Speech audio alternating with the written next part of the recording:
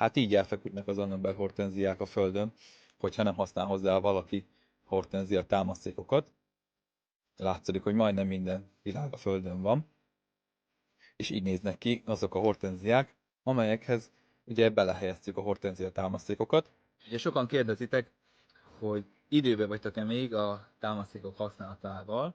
Az a jó hír, hogy vannak olyan növénytámaszékok a cottage kertbekornál,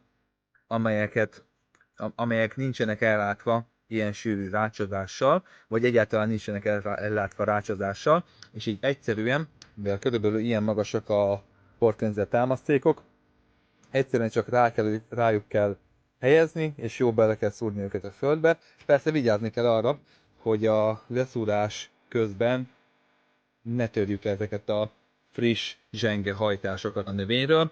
Ez azt szoktam ajánlani, hogy a hajtásokat így szépen össze kell fogni egy csokorba, majd felé helyezzük a támaszékokat körülbelül ilyen magasságban, majd egy picivel lentebb megyünk, megigazítjuk és lentebb megyünk, és a végeredményként pedig ilyen szögegyenesen álló hortenzia bokrány fognak maradni, amihez hortenzia támaszékot a cottage kertdekor webshopjában tudtok rendelni.